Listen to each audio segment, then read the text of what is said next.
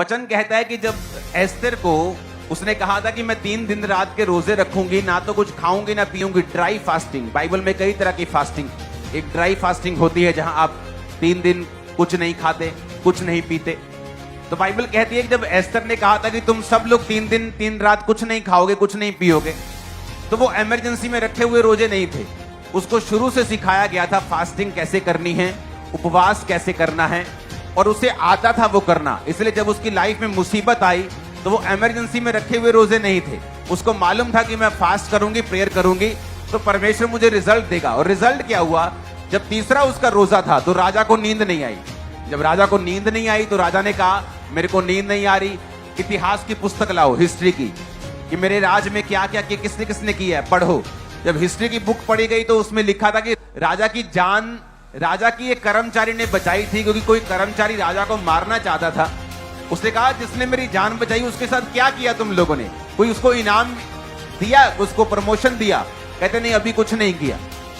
तो राजा ने कहा बुलाओ, और बाइबल कहती जब वो बुलाया गया तो वहां से सब चीजें पॉजिटिव होना शुरू हुई और परमेश्वर ने पूरी जाति को बचाया, कई चीजों को बचाया, रानी को बचाया, मोर्दके को बचाया, यहूदियों को बचाया। बाइबल कहती मुझसे प्रार्थना कर तो मैं तेरी सुन के बड़ी बड़ी और कठिन कठिन बातें तुझे समझाऊंगा जो तू अभी नहीं समझता।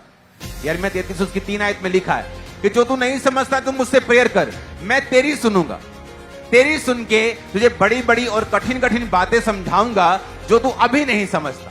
अगर आप चाहते हो कि आप कौन है, या आपकी लाइफ में आप प्रभु की इच्छा को पूरा करना चाहते हो, या अपनी लाइफ का बेस्ट वर्जन देखना चाहते हो, आपकी लाइफ के अंदर कौन सी ऐसी ताकत है, कौन सा ऐसा गिफ्ट है, कौन सी ग्रेस है, किसके लिए परमेश्वर ने आपको पैदा किया है, अगर आप उस डिवाइन पर्पस को देखना चाहते हो, आपको प्रेयर करनी पड़ेगी। अगर आप प्रेयर में कमजोर हो, वो चीजें लमकती रह जाएंगी, लटकती रह जाएंगी, डिले में चली जाएंगी, कैंसिल नहीं होंगी, डिले चली जाएंगी। परमेश्वर की योजना डिले में हो जाएगी, आप उस योजना में देरी में चले जाएंगे जो परमेश्वर आपकी लाइफ में करना चाहता है। हालेलुया।